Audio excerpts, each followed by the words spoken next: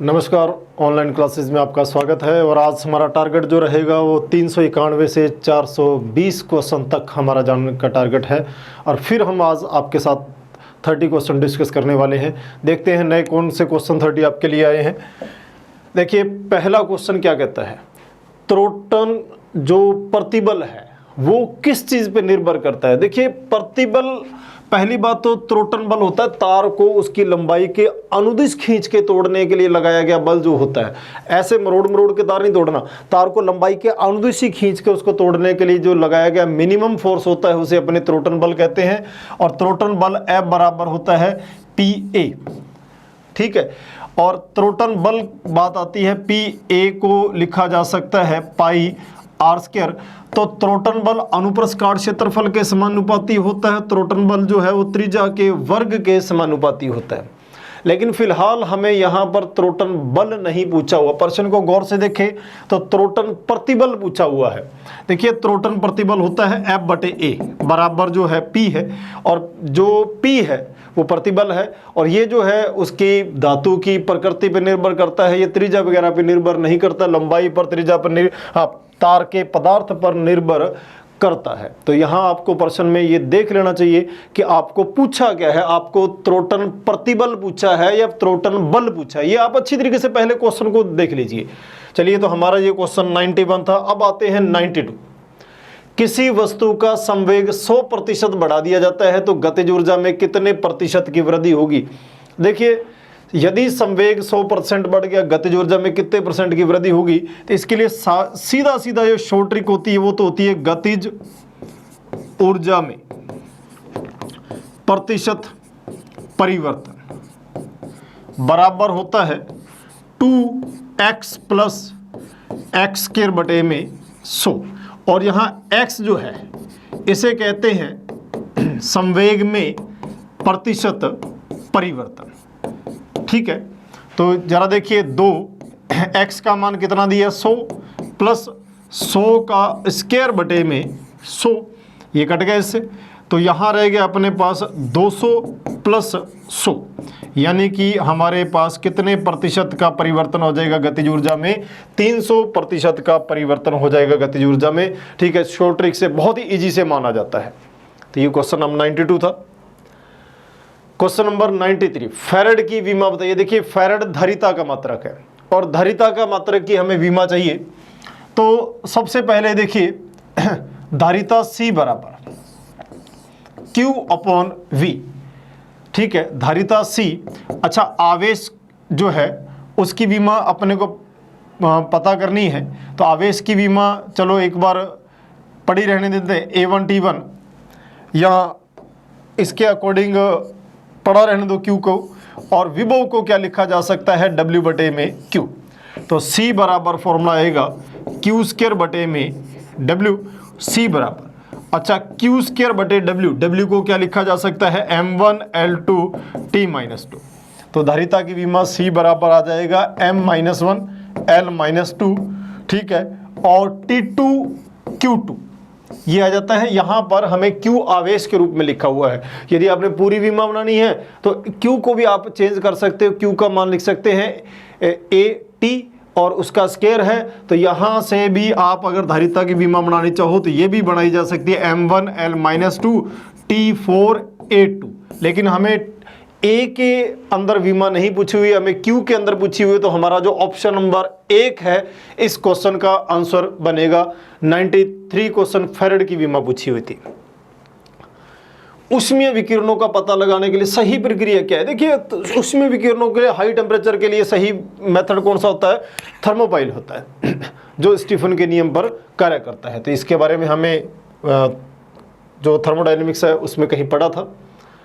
यदि किसी कण द्वारा तय की गई दूरी, कण द्वारा तय की गई दूरी जो है समय के वर्ग के समानुपाती है, यानी कि आपसे कहा गया है कि तय की गई दूरी समय के वर्ग के समानुपाती है, तो कण गति करता है एक समान त्वरण से, समान वेग से, त्वरण से, वेग से, यानी कि त्वरण वेग दोनों ही पूछा है। यदि मैं इसका सबसे पहले वेग निकालता हूं तो वेग क्या आएगा, dx/dt। एक बार अवकलन करेंगे, v बराबर v समानुपाती किसके आएगा, 2t। यानी कि वेग जो है वो समय पर निर्भर करता है। तो एक समान वेग, घटता हुआ वेग, नहीं, ये दोनों ही नहीं हो सकते, क्योंकि एक समान वेग होता तो समय नहीं आना चाहिए था। घटता वेग है तो टी बटे में आना चाहिए, यहाँ तो टी बढ़ेगा तो वेग बढ़ेगा। चलिए एक बार और बात करते हैं त्वरण। त्वरण होता है dv बाई dt, ए समानुपाती किसके आएगा, 2 के।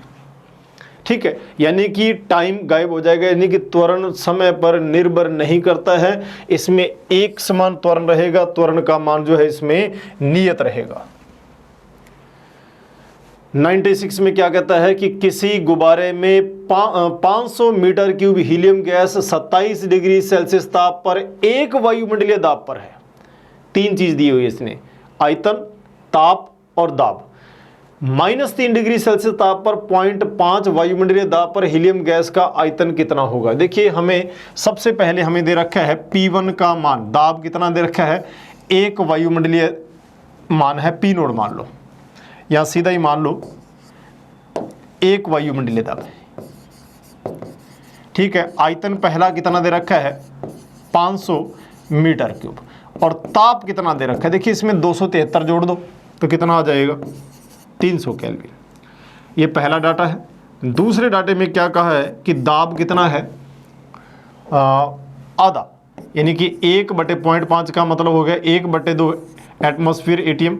ठीक है, आयतन V2 का मान पूछा हुआ है, और ताप T2 कितना, -3 डिग्री सेल्सियस, माइनस का मतलब 273 माइनस, तो कितना हो गया 270 केल्विन। ठीक है, और हमें इनमें V2 का मान निकालना है, तो हम जानते हैं PV बराबर क्या होता है, μRT, या PV बटे में T बराबर μR। μR तो एक प्रकार के कांस्टेंट है, इसलिए फॉर्मूला लगाया जा सकता है P1 V1 बटे में T1 बराबर आएगा P2 V2 बटे में T2। और हमें किसका मान निकालना है, V2 का, तो फिर V2 बराबर क्या आएगा, P1 V1 बटे में T1 इंटू T2 बटे में P2 V2। अच्छा, P1 का मान कितना है, 1, V1 का मान कितना है 500 बटे में T1 का मान कितना है, जो अपने पास 300 केल्विन, गुणा में T2 का मान कितना है 270 बटे में P2 का मान कितना है 1/2। देखिए सबसे पहले ये 0 कट गई, 2 ऊपर जाएगा, 5 से गुणा होकर 10 आ जाएगा। ठीक है, 10 गुणा हो जाएगा, तो इसलिए V2 ऊपर आ जाएगा 27 गुणा में 100 बटे में 3, ये इससे कट जाएगा 9 पर, तो V2 बराबर आ जाएगा 900 मीटर क्यूब। तो हमारे पास इस प्रश्न में जो आयतन पूछा गया है वो कितना आएगा, 900 मीटर क्यूब, इसका आंसर आ जाएगा। देखिए सिंपल सा मैथमेटिकल है, PV बराबर μRT ही फॉर्मूला लगाया मैंने, और इसी से ही मेरा जो है आंसर आ जाएगा।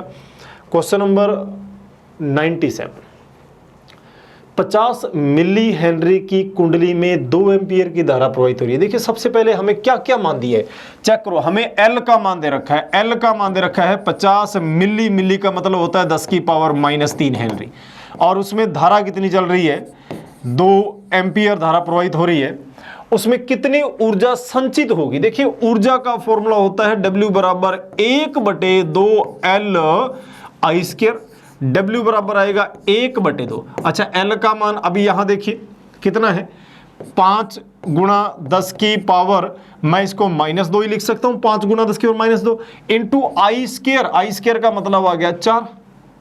ठीक है, 2 इससे काट दो, 5 दूना 10 और माइनस का 2 है, तो ये 10 की पावर -1 ही बचेगा। ठीक है, तो किया गया कार्य कितना आएगा, 0.1 जूल। तो हमारे पास जो कार्य का मान आएगा वो 0.1 जूल आएगा। बहुत सीधा सीधा फॉर्मूला था, 1/2 L² और इसमें हमने मान पुटअप कर दिए। स्वप्रेरण गुणांक जो है L दे रखा है हमें 50 मिली हेनरी। 98 में देखिए 150 मीटर त्रिज्या तथा 0.6 घर्षण गुणांक वाले वक्राकार मार्ग को पार करते समय ड्राइवर को कितना अधिकतम चाल रखा जा सकता है। देखिए हमें क्या दे रखा है, पहली बात तो त्रिज्या दे रखी है कितनी, 150 मीटर। नंबर 2 बात, घर्षण गुणांक म्यू का मान दे रखा है 0.6 और जी का मान आप जानते हैं कितना होता है 10 मीटर पर सेकंड स्क्वायर। और हमें पूछा है अधिकतम चाल, तो फॉर्मूला होता है V बराबर √μ/g। v बराबर अंडर रूट, अच्छा म्यू का मान कितना आएगा अपने पास 0.6 इंटू आर का मान 150 इंटू जी का मान कितना आएगा 10, तो v बराबर अंडर रूट 10 से कट जाएगा अपने पास 6 गुणा में 150 और 6 गुणा 150 करते हैं अपने तो रूट 900 आ जाएगा और 900 का मतलब आ जाएगा 30 मीटर पर सेकंड जो है वो उस वक्राकार भाग पर अधिकतम स्पीड आएगी। तो ऑप्शन नंबर कौन सा आ गया अपने पास बी। फॉर्मूला लगाएंगे v बराबर under root mu r g. फटाफट क्वेश्चन अपने सॉल्व करते जा रहे हैं। ठीक है, आप भी अपने कमेंट बॉक्स में इसके बारे में बताइए कि आपका आंसर क्या आ रहा है। ठीक है, और हमारे साथ बने रहिए। अगला क्वेश्चन में चलते हैं। जेनर डायोड का उपयोग कहाँ होता है। देखिए जेनर डायोड जिसका एक विशेष प्रतीक चिन्ह होता है, आपको पता होगा कि ये जो प्रतीक चिन्ह है वो किसका है, जेनर डायोड, और वोल्टेज स्टेबलाइजेशन में काम आता है, वोल्टेज के नियमन में काम आता है। ठीक है, वोल्टेज के नियंत्रण में काम आता है, एसी वोल्टेज नियंत्रण के रूप में इसका उपयोग किया जाता है। अर्ध तरंग पूर्णांक निष्कार्य में सिंपल डायोड काम आते हैं। ठीक है, जेनर डायोड काम नहीं आता है, और डीसी में नियंत्रण के लिए बल्कि एसी में नियंत्रण के लिए काम में ये लिया जाता है। एक व्यक्ति का लिफ्ट में भार जब स्थिर है और जब ए त्वरण से नीचे की ओर जाती है, तो आपको पता है क्या होता है, G माइनस ए होता है। ठीक है, दोनों का अनुपात 3:2 है, तो ए का मान क्या होगा। तो हमें यह पूछा है कि भार का अनुपात 3/2। ठीक है, स्थिर है तो G और नीचे की ओर ए त्वरण से जा रही है तो G माइनस ए। ठीक है, अगर नीचे की ओर ए मंदन से जाती तो G प्लस ए होता। तो हमारे पास आंसर आ गया 3G माइनस जो है 3A बराबर 2G। इधर ले आते हैं तो G बराबर कितना आएगा 3A, तो A बराबर आ जाएगा हमारे पास आंसर G/3। तो हमारा आंसर कितना आएगा यहाँ पर, बी ऑप्शन आ जाएगा G/3। और ये हमारा 400वां क्वेश्चन था, और आज हमने अपने सीरीज को आगे बढ़ाते हुए 400 क्वेश्चन आज पूरे कर लिए हैं। उन क्वेश्चंस को आप बार बार देखिए, पुरानी वीडियो भी चेक कीजिए आप। अगर आपने पुरानी वीडियो मिस की है तो नंबर 1 से शुरू कीजिए। सारे क्वेश्चन आप लगातार बने रहिए। एक परमाणु गैस का एक रुद्धोष्म परिवर्तन से आयतन प्रारंभिक आयतन का 1/8 हो जाता है, यानी कि फाइनल आयतन V2 जो है वो V1 बटे में कितना हो जाता है, 8 हो जाता है। गामा का मान दे रखा है कितना, 5/3। अगर गामा का मान नहीं भी दिया होता तब भी हम यहाँ से गामा का मान निकाल सकते थे कि ये गैस कौन सी है, एक परमाणु गैस है। द्विपरमाणु की एक परमाणु होती है, और गामा निकालने का फॉर्मूला होता है गामा बराबर 1 + 2/f। F जो होता है डिग्री ऑफ फ्रीडम होती है। एक परमाणु के लिए डिग्री ऑफ फ्रीडम कितनी होती है, 2/3 होती है। तो गामा बराबर अपने आप ही कितना आ जाएगा, 5/3। हालांकि इस प्रश्न में दे रखा है। ठीक है, तो गैस का दाब कितना हो जाता है। देखिए हमारा फॉर्मूला होता है रुद्धोष्म प्रक्रम के लिए PV की पावर गामा बराबर कांस्टेंट, इसलिए P1 V1 की पावर गामा बराबर आ जाएगा P2 V2 की पावर गामा। हमें P2 का मान पूछा है, तो P2 बराबर आ जाएगा P1 इंटू V1 बटे में V2 की पावर गामा। अच्छा P2 बराबर, अच्छा P1, ठीक है, P1 का मान जो है पहले वाला दाब मान लेते हैं, P मान लेते हैं। ठीक है, V1 बटे में V2 का मान V1 बटे में 8 की पावर गामा का मतलब 5/3, इसलिए P2 बराबर P, ठीक है, P1 सिर्फ 8 बचेगा, 8 की पावर 5/3। देखिए 1/3 का मतलब 2 की पावर 5 32, तो कितना आ जाएगा 32P1 आ जाएगा। तो दाब 32 गुना यहाँ पर बढ़ जाएगा। तो ऑप्शन नंबर कौन सा आ जाएगा हमारे पास, इसका डी ऑप्शन आ जाएगा, जिससे हम आंसर पता कर सकते हैं। ठीक है, सीधा रुद्धोष्म प्रक्रम की आपको अवस्था समीकरण जरूर पता होनी चाहिए। बिना अवस्था समीकरण नहीं है तो फिर ये क्वेश्चन सॉल्व नहीं होंगे आपसे। क्वेश्चन नंबर 402, n एक समान गोलीय बूंदों समान विभव v तक आवेशित है, इनसे मिलकर बड़ी बूंद बनाती हैं, तो नई बड़ी बूंद का विभव क्या होगा। देखिए बड़ी बूंद का विभव होता है n की पावर 2/3 इंटू छोटी बूंद का विभव। इसी प्रकार बड़ी बूंद की धारिता पूछी जाए तो n की पावर 1/3 इंटू छोटी बूंद की धारिता। यदि बड़ी बूंद की त्रिज्या पूछी जाए तो r बराबर n की पावर 1/3 इंटू स्मॉल r होता है। यदि बड़ी बूंद का आवेश घनत्व पूछा जाए तो n की पावर 1/3 इंटू सिग्मा होता है। ठीक है, यदि बड़ी बूंद का आवेश पूछे जाए तो Q बराबर n इंटू स्मॉल q होता है। और यदि बड़ी बूंद की ऊर्जा पूछी जाए तो n की पावर 5/3 इंटू u छोटी बूंद की ऊर्जा होती है। फिलहाल हमें क्या पूछा हुआ है यहाँ पर, विभव पूछा हुआ है, तो विभव का n की पावर कितनी आ जाएगी, 2/3। ये सारे फॉर्मूले आपको याद रखने हैं। कभी विभव के बारे में पूछ लेता है, कभी आवेश के बारे में पूछ लेता है, कभी वो धारिता के बारे में पूछ लेता है। इसलिए सारे आपस में छोटी बूंद को, जब बड़ी बूंद बनाई जाती है या बड़ी बूंद को छोटी बूंदों में फुहारा जाता है, तो उनका आपस में संबंध पूछ लेता है। तो ये संबंध आपको पता होना चाहिए, सारे फॉर्मूले आपको ध्यान में रहने चाहिए। क्वेश्चन नंबर 403, पृथ्वी तल पर गुरुत्वीय त्वरण का मान g है। पृथ्वी तल से 32 किलोमीटर की ऊंचाई पर जो है गुरुत्वीय त्वरण का मान क्या होगा। देखिए ज्यादा ऊंचाई नहीं जाना, इसलिए g डैश बराबर फॉर्मूला क्या आएगा, g 1 - h/r। ठीक है, तो अपने पास यहाँ से अपने फॉर्मूला ले लेंगे, तो g बराबर g डैश इंटू 1 - h/r, इससे फॉर्मूला यूज कर लेंगे। तो यहाँ जो अपने पास मान आ जाएगा, तो g डैश बराबर g 1 - कितना है 32/r का मान कितना आ जाएगा, 64।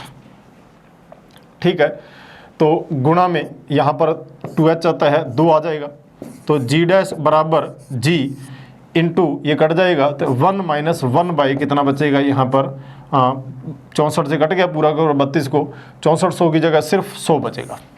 तो g डैश बराबर g इंटू, ठीक है, 99/100, तो g डैश बराबर 0.99 g का मान हमारे पास आ जाएगा। तो ये हमारे पास मान आ जाएगा, कौन सा ऑप्शन आएगा, बी ऑप्शन आ जाएगा। सीधा सीधा आसान सा प्रश्न था जी।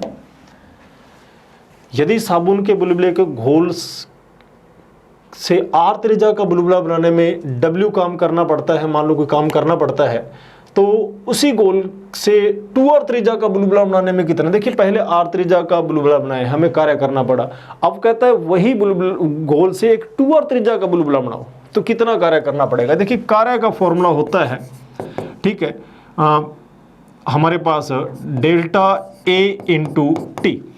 कार्य का फॉर्मूला, बुलबुला बनाना है 8πr² इंटू टी। ठीक है, ये फॉर्मूला होता है। अब कार्य जो त्रिज्या के वर्ग पर निर्भर करता है, यदि आपने त्रिज्या के मान को दुगना कर दिया है तो किया गया कार्य कितने गुना हो जाएगा, सीधा 4 गुना हो जाएगा। त्रिज्या 3 गुनी करोगे तो कार्य 9 गुना हो जाएगा। फिलहाल हमें प्रश्न में क्या कहा है, त्रिज्या r की जगह 2r करना है, तो त्रिज्या दुगनी करते ही कार्य का मान कितने गुना हो जाएगा, फिर 4 गुना हो जाएगा। सीधा सीधा अपने पता कर सकते हैं।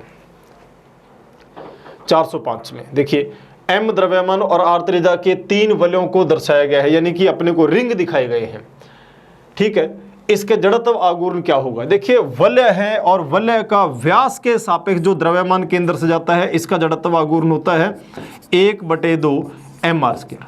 ये क्योंकि ये इसके द्रव्यमान केंद्र से जा रहा है, लेकिन इन दोनों वलयों के ये स्पर्श रेखा है, यानी कि व्यास की स्पर्श रेखा है, इसके लिए इनके लिए जड़त्व आघूर्ण का मान होता है 3/2 mr²।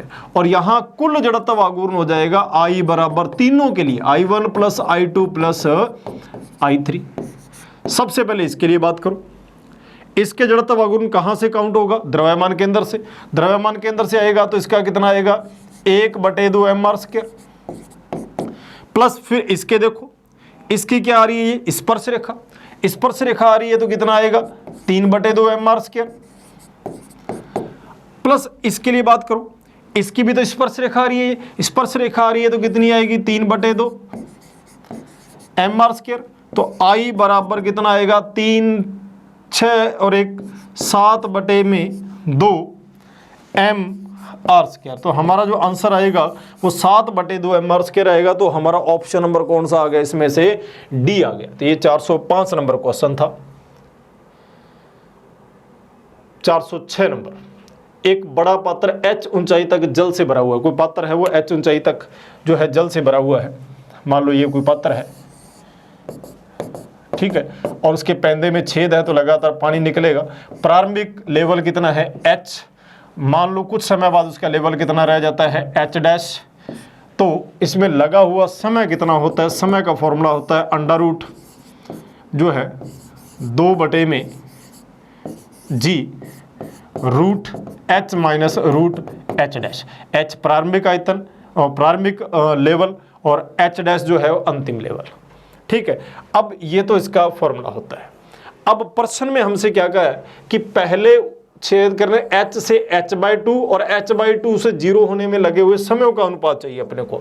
तो जब पहले जो है हमें h का मान कितना दे रखा है, h से h डैश का मान कितना दे रखा है, h/2। तो लगा हुआ समय मान लो t1 है, t1 का मान आएगा 2/g, ठीक है, root h minus root h/2। दोबारा क्या कह रहा है कि प्रारंभिक लेवल कितना है, h/2 और अंतिम लेवल कितना है, 0। तो लगा हुआ समय t2 बराबर क्या आएगा, अंडर रूट 2/g रूट प्रारंभिक लेवल h/2, अंतिम लेवल कितना है, 0। और कहता है इन दोनों का हमें जो है वो अनुपात चाहिए, तो अनुपात चाहिए तो t1/t2। देखिए जब रेशो लेंगे तो रूट 2/g जो है ये तो कट जाएगा, यहाँ मान बचेगा सिर्फ under root h minus under root h/2, बटे में सिर्फ बचेगा यहाँ पर h/2। जब भाग देंगे तो इसके अंदर भाग देंगे तो कितना आएगा, रूट 2 और माइनस 1, ये दोनों समयों का अनुपात आएगा रूट 2 माइनस 1। कौन सा आएगा यहाँ पर, ऑप्शन नंबर हमारा सी आ जाएगा। तो आपको फॉर्मूला पता होना चाहिए और इसके हिसाब से अपने आंसर निकाल लेंगे। जब वस्तु को द्रव में डुबो दिया जाता है तो वस्तु अदृश्य हो जाती है। ये देखिए ये क्वेश्चन ज़्यादातर लेंस के लिए आता है कि किसी लेंस को एक ऐसे द्रव में डुबो दिया गया है कि वो अदृश्य हो गया। उस कंडीशन पर यही होता है कि उस लेंस का या उस वस्तु का अपवर्तनांक और उस द्रव का अपवर्तनांक यदि बराबर हो जाते हैं, ठीक है, म्यू उस वस्तु का अपवर्तनांक और म्यू उस द्रव का यदि अपवर्तनांक बराबर है तो वस्तु की जो किरणें हैं ना तो उसको अभिसारी करेगी ना उसे अपसारी करेगी, मतलब ना तो उसे इकट्ठा करेगी ना उसे फैलाएगी, वो समतल पट्टिका की भांति काम करेगा और वो हमें वो द्रव में दिखेगा भी नहीं, अदृश्य हो जाएगा। तो हम ये कह सकते हैं कि अपवर्तनांक 1 रखती है, द्रव के तुल्य अपवर्तनांक रखती है। बिल्कुल उस वस्तु का अपवर्तनांक द्रव के तुल्य अपवर्तनांक पर होता है। क्वेश्चन नंबर 408, 220 वोल्ट 50 हर्ट्ज के स्रोत को पॉइंट जो है 2 हेनरी के प्रेरकत्व के साथ जोड़ा जाता है और 20 ओम का प्रतिरोध श्रेणी क्रम में लगाया जाता है, तो कितनी धारा बहेगी। सबसे पहले हम वहां पर प्रतिबाधा नोट कर लें। प्रतिबाधा का फॉर्मूला होता है under root R square plus XL का स्क्वायर, एक्सी तो है नहीं, जेड बराबर under root R square plus XL को क्या लिखा जा सकता है, ओमेगा एल, ओमेगा को 2 पाई एफ एल का होल स्क्वायर, जेड बराबर under root R square plus 4 pi square F square L square, Z बराबर। चलो देखते हैं प्रतिरोध कितना दे रखा है हमें, 20 ओम, तो 20 का square plus 4 pi square F square, F आवर्ती होती है, ठीक है, आवृत्ति कितनी दे रखी है 50 हर्ट्ज, 50 का square into L square, L कितना दे रखा है अपने को 0.2 का मतलब हो गया 2/10 हेनरी, यानी कि 1/5 हेनरी। तो हमें 1/5 का भी क्या लेना है, स्क्वायर लेना है। तो जेड बराबर अंडर रूट यहाँ कितना आएगा 400 प्लस 4 पाई स्क्वायर का मतलब लगभग 9 पॉइंट समथिंग है, 9.2 मान लो, ठीक है, 2500 गुणा में 1/25, ठीक है। अब आ गया अपने पास यहाँ पर मान जो है वो ध्यान दीजिए 25 से 25 कट गया, तो यहाँ जो मान बचेगा वो 100 बचेगा, 400 और 400 को 9 से गुणा करेंगे तो लगभग ये 39 के आसपास मान आ जाएगा। 39 जब 4000 के पास आ जाएगा तो ये मान आ जाएगा 4300-4400 के आसपास। और इससे यदि इसका रूट निकालते हैं तो लगभग ये नियर कुड ले रहा हूँ 65 के आसपास का मान आ जाएगा, ठीक है। और यदि 65 का मान आ गया लगभग, तो फिर धारा चाहिए IRMS बराबर क्या आएगा VRMS बटे में जेड।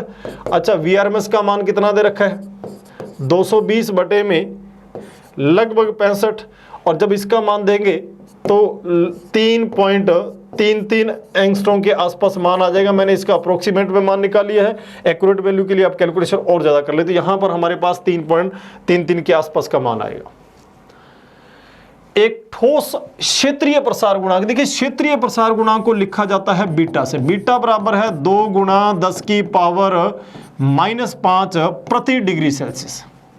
रेखीय प्रसार गुणांक पूछा है। देखिए रेखीय प्रसार गुणांक अल्फा होता है और अल्फा जो है वो बीटा बाय 2 होता है, और अल्फा यदि मैं इसके भाग दूंगा तो 1 गुणा 10 की पावर -5 प्रति डिग्री सेल्सियस रह जाएगा। तो अल्फा का मान कितना आएगा हमारे पास, डी ऑप्शन आ जाएगा अल्फा का मान।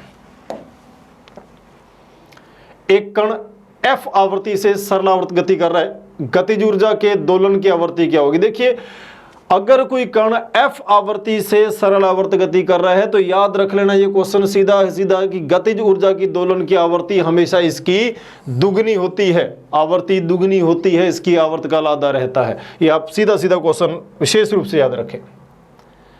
क्वेश्चन नंबर 411, संलग्न परिपथ में धारा का मान क्या। देखिए आपको एक डायग्राम दे रखा है, धारा देखिए। सबसे पहले हम एक काम करते हैं, इसमें प्रतिरोध निकालते हैं। ये दोनों किस क्रम में है, श्रेणी में।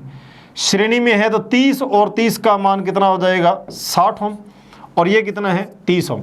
ये दोनों ही आपस में किस क्रम में आएंगे, ये दोनों आपस में जो है मान आ जाएगा ये समांतर क्रम में। तो कुल प्रतिरोध आ जाएगा R बराबर दोनों का गुणा बटे दोनों का योग, 30 गुणा में 60 बटे में 30 प्लस 60, R1 R2 बटे R1 प्लस R2। ऊपर कितना आ गया, यहाँ पर हमारे पास मान 1800 बटे में 90, ये कट गया, ठीक है। तो R का मान जो आ गया 20 ओम। यदि R का मान 20 ओम आ गया है तो धारा चाहिए, I बराबर फॉर्मूला होता है V बटे में R। तो I बराबर V का मान कितना दे रखा है हमें, यहाँ पर देखिए प्रश्न में यहाँ शो कर रखा है कितना, 2 वोल्ट। 2 बटे में प्रतिरोध का मान दे रखा है 20, तो I का मान आ जाएगा 1 बटे 10 एम्पियर। हमारे पास इस प्रश्न का उत्तर आ जाएगा। तो हमारा जो ऑप्शन रहेगा वो 1 बटे में कितना आएगा, 10 ऑप्शन आ जाएगा। यदि कोई पिंड घर्षण युक्त नत समतल पर स्थिर है तो घर्षण बल का मान क्या होगा। देखिए अगर कोई वस्तु समतल सतह पर पड़ी हुई है तो घर्षण बल का मान होता है F बराबर म्यू आर। लेकिन अब अपने पास वस्तु कहाँ रखी हुई है, नत समतल पर विराम में है। यदि वस्तु यहाँ रखी हुई है तो यहाँ वजन किधर आएगा इसका, नीचे की ओर, प्रतिक्रिया बल R ऊपर की ओर, ये घटक आएगा थीटा, ये घटक आएगा हमारे पास mg cos थीटा, और ये घटक आ जाएगा हमारे पास mg sin थीटा। यदि ये नीचे की ओर फिसलेगा तो घर्षण कौन सी दिशा में लगेगा, फिर ऊपर की ओर। और यहाँ घर्षण बल F बराबर क्या आएगा हमारे पास mg sin थीटा, ठीक है। और यहाँ जो है mg बराबर sin थीटा, तो यहाँ जो घर्षण बल का मान आता है वो इसकी तुलना में कम आता है, क्योंकि यहाँ से एंगल आ गया sin थीटा। sin थीटा का मैक्सिमम मान तो कितना हो सकता है, 1 हो सकता है, लेकिन यहाँ तो मैक्सिमम थीटा 90 डिग्री है ही नहीं। इसलिए ये जो घर्षण बल है नत समतल पर वो हमेशा म्यू आर से क्या होता है, कम होता है। लीजिए बल रेखाओं के बारे में बात की है, फिर वापस नियम। जब कोई बल रेखा किसी भी सतह पर आपतित होती है सदैव लंबवत आपतित होती है और सदैव लंबवत ही निर्गत होती है। धातु के आर पर बल रेखा कभी भी नहीं निकलती। 2 बातें कहते ही आपके पास आंसर आ गया होगा। आप 4 नंबर देखिए, लंबवत प्रवेश कर रही है, लंबवत निकल रही है और धातु के आर पर नहीं जा रही है। तो हमारा ऑप्शन नंबर कौन सा आ जाएगा, डी जो है वो सही बल रेखा है। 1 नंबर भी धातु के आर पर नहीं जा रही है लेकिन ये लंबवत नहीं है, इसलिए 1 नंबर क्या है, गलत है। 40 वाट, 60 वाट और 100 वाट के 3 बल्ब। देखिए जब कोई बल्ब बनाया जाता है तो उसके ऊपर जो है अंकित मान जो है वो प्रतिरोध के व्युत्क्रमानुपाती होता है, ठीक है। अगर हम इनमें से देखा जाए तो सबसे ज़्यादा प्रतिरोध किसका होगा, 40 वाट का, क्योंकि जिस पे अंकित मान कम है उसका प्रतिरोध ज़्यादा है। उसके बाद प्रतिरोध 60 वाट का आएगा, उसके बाद प्रतिरोध आएगा 100 वाट का। तो सबसे ज़्यादा प्रतिरोध किसका आ गया, 40 वाट का, और सबसे कम प्रतिरोध किसका आ गया, 100 वाट का।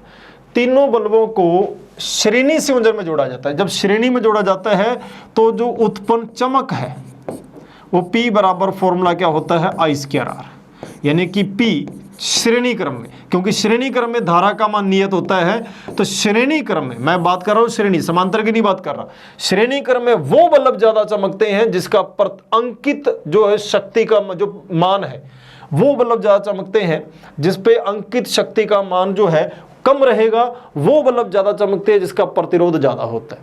तो श्रेणी क्रम में वो बल्ब ज्यादा चमकते हैं ठीक है, जिनका प्रतिरोध ज़्यादा होता है, और प्रतिरोध ज़्यादा होता है यानी कि अंकित शक्ति का मान कम होता है। तो हमें ज़्यादा पूछा है तो जिस पे शक्ति का मान कम है, और कम किसका है 40 वाट, तो इसमें सबसे ज़्यादा चमकने वाला कौन होगा 40 वाट का बल्ब होगा श्रेणी क्रम में।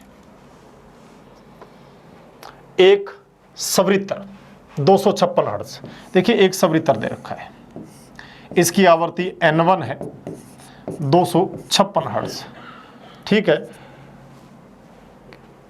किसी अज्ञात सवृत्तर के साथ बजाया जाता है, 2 विस्पंद देता है, ये कोई अननोन है N2, इसके साथ जो बजाते हैं तो विस्पंद कितने देता है x बराबर 2। देखिए विस्पंद का मतलब होता है, विस्पंद उतने ही होते हैं दोनों जितना सवृत्तरों की आवृत्तियों में अंतर होता है। इनका मतलब दोनों सवृत्तरों की आवृत्तियों में अंतर कितने का है 2 का। 2 का होने का मतलब या तो ये 254 हर्ट्ज का होना चाहिए, 256 है, 2 का अंतर है, या ये 258 हर्ट्ज का होना चाहिए, और अभी भी कितने का अंतर है 2 का। यानी कि हमें ये पता लग गया कि या तो 256 माइनस 254 बराबर 2 होगा, या तो ये समीकरण हमारे लिए काम कर रही होगी N1 और N2 के लिए, या 258 माइनस 256 बराबर 2 आ रहा होगा, यानी कि N2 माइनस N1 की समीकरण काम कर रही होगी। अब हमारे पास अज्ञात सवृत्तर की 2 संभावनाएं आ गई हैं। अज्ञात सवृत्तर की संभावना यह है या तो वो 254 का है या वो 258 का है। 256 में से 254 घटाते हैं तो भी 2 आता है, 258 में से 256 घटाते हैं तो भी 2 आता है। अब उसकी अगली कंडीशन पे चलते हैं। वो कह रहा है कि 256 हर्ट्ज के सवृत्तर को भारित किया जाता है तो विस्पंद 1 रह जाता है। देखिए इस सवृत्तर को वो क्या करने को जा रहा है, भारित। जब इसको भारित करेगा तो आवृत्ति N1 कम हो जाती है। देखिए 256 से हो सकता है 255 ही रह जाए, लेकिन वो कहता है इन दोनों का अंतर भी कम रह रहा है। N1 के मान को यदि कम करता हूं, 56 की जगह यहां पर मैं 55 करता हूं तो अंतर 1 रह जाता है, ये तो बैठ रहा है। 58 की जगह यदि यहां 256 की जगह 255 करता हूं तो अंतर बढ़ जाता है। तो हमारे लिए ऑप्शन कौन सा बैठेगा, ये वाला बैठेगा, यानी कि अज्ञात सवृत्तर की आवृत्ति कितनी है 254 हर्ट्ज होती है। चुंबकीय क्षेत्र हर समय आवेशित कण पर बल लगता है, नहीं जी, चुंबकीय क्षेत्र पर लगने वाला बल F बराबर QVB साइन थीटा है। अगर थीटा 0 डिग्री हो गया यानी कि वेग चुंबकीय तीव्रता के पैरेलल हो गया तो बल नहीं लगेगा। इसका मतलब हर समय बल लगता है, ये तो सही नहीं है। आवेशित कण पर बल कभी नहीं लगता, क्यों नहीं लगता भाई, थीटा 0 को छोड़कर हमेशा ही बल लगेगा। जब आवेशित कण चुंबकीय क्षेत्र के लंबों दिशा में जाता है तब बल लगता है, ये तो लगता है। आवेशित कण चुंबकीय क्षेत्र की दिशा में जाता है तब दिशा में थीटा 0 होगा, बल नहीं लगेगा। तो हमारा इसके अकॉर्डिंग ऑप्शन कौन सा बैठेगा, सी ऑप्शन बैठेगा। किसी स्थान पर नमन कोण 30 डिग्री है, यदि पृथ्वी के चुंबकीय क्षेत्र का क्षैतिज घटक H हो तो कुल तीव्रता कितनी है। देखिए हॉरिजॉन्टल का मान होता है BH बराबर होता है B cos थीटा, कुल तीव्रता B बराबर आएगा BH बटे में cos थीटा। देखिए प्रश्न में BH को इसने सिर्फ H बोला है, बटे में cos कितने डिग्री बोला है 30 डिग्री। B बराबर H बटे में cos 30 का मान होता है √3 बटे 2, तो कुल तीव्रता B बराबर 2H बटे में √3 मान आ जाएगा। तो ये कौन सा ऑप्शन मैच कर रहा है आपका, B ऑप्शन इसके अंदर आपको मैच कर रहा है। क्वेश्चन नंबर 18, जब हाइड्रोजन परमाणु में एक इलेक्ट्रॉन चौथी कक्षा से दूसरी कक्षा में तथा तीसरी से दूसरी में संक्रमण करता है तो तरंग दैर्ध्यों का अनुपात क्या है। पहली बात तो इलेक्ट्रॉन कहाँ आ रहा है, चौथी में, तो लैम्डा बराबर चौथी से दूसरी में आ रहा है तो R 1/N1 square minus 1/N2 square. अपने पहली बात देखते हैं उसकी, ठीक है, बराबर क्या आएगा 1/R 1 बटे में कहाँ आया, दूसरी में, कहाँ से, चौथी से, ठीक है। तो 1 बटे में जो 4 जो लैम्डा है R 1 बटे में 4 माइनस 1 बटे में 16, 1 बटे में लैम्डा बराबर R, एलसीएम ले ले 16, यहाँ कितना आएगा 4 माइनस 1, तो लैम्डा बराबर चौथी का जो दूसरी में आ रहा है तो ऊपर कितना आ जाएगा 16 बटे में 3R, ये हमारे पास पहला मान आ गया। दूसरे में वो क्या कह रहा है कि तीसरी से दूसरी में आ रहा है R 1/2 का स्क्वायर माइनस 1/3 का स्क्वायर 1/λ3 बराबर r 1/4 माइनस 1/9 1/λ बराबर, ठीक है, एलसीएम कितना आएगा 36, ठीक है, यहाँ कितना आएगा 9 माइनस 4, तो लैम्डा कौन सी तीसरी कक्षा के बारे में आ गया 36/5r, ठीक है। अब हमें इन दोनों मानों के बारे में कह रहा है 16/3r, तो पहला मान आ गया अपने पास लैम्डा जो है वो 16/3r आ गया, और दूसरा जो है तीसरी कक्षा से दूसरी कक्षा में आ रहा है वो कितना आया अपने पास 36/5r 36/5r, और हमें पूछा है इन दोनों का अनुपात, तो लैम्डा जो चौथी कक्षा से जो दूसरी में आ रहा है और तीसरी से दूसरी में आ रहा है तो कितना आएगा 16/3r इंटू 5r/36, ठीक है। ये कितने पे कट गया 4 पर, और ये कितने पे कट गया 9 पर, तो r से r काट दिया, ऊपर कितना बच गया 20 और नीचे बच गया 27, तो आंसर कितना आएगा 20:27 हमारा ऑप्शन आ जाएगा। चेक करो कौन सा ऑप्शन है, ऑप्शन नंबर बी हमारा आंसर रहेगा, जो प्रश्न में सीधा से फॉर्मूला लगा दिया। यंग के द्विस्लिट प्रयोग में वायु के स्थान पर जल भर दिया, यानी कि माध्यम सघन कर दिया, तो फ्रिंज प्रारूप पे क्या फर्क पड़ेगा। देखिए बीटा बराबर होता है lambda capital D by small D, beta समानुपाती लैम्डा, ठीक है। अब जरा देखिए जब माध्यम क्या हुआ, वायु से आप जल में गए हो, ठीक है, तो इससे वेग जो प्रकाश का कम हुआ है, वेग कम होने से लैम्डा भी कम हो गया, और जब लैम्डा कम हो गया तो आपका बीटा का मान भी कम होगा, फ्रिंज चौड़ाई जो है वो घट जाएगी। यदि आपतित प्रकाश की तीव्रता बढ़ जाए, देखिए तीव्रता जो है वो नंबर ऑफ फोटोन होते हैं, फोटोन की संख्या जितनी ज्यादा होगी तीव्रता उतनी ही ज्यादा होगी, तो कहता तीव्रता बढ़ा दी गई है, इसका मतलब क्या बढ़ा दिए गए हैं, फोटोन की संख्या बढ़ा दी गई है। तो प्रकाश विद्युत धारा, देखिए जब फोटोनों की संख्या बढ़ेगी तो उत्सर्जित इलेक्ट्रॉनों की संख्या बढ़ेगी, उत्सर्जित इलेक्ट्रॉनों की संख्या बढ़ेगी तो धारा का मान बढ़ेगा, इसलिए वहां पर जैसे ही फोटोनों की संख्या बढ़ेगी तो प्रकाश विद्युत धारा का मान भी बढ़ जाएगा। तो ये हमारा ऑप्शन नंबर आ गया है। तो आज हमने अपनी सीरीज को 30 क्वेश्चन बढ़ाते हुए 420 क्वेश्चन तक पहुंच चुके हैं, और ये क्रम आगे भी जारी रहेगा। आशा है आपको अच्छा लगा होगा, और ये क्रम हम आगे बनाए रखेंगे, आपके लिए और अच्छे क्वेश्चन साथ लेके आएंगे। अगली सीरीज के लिए फिर आप मिलते हैं, तब तक के लिए जय हिंद।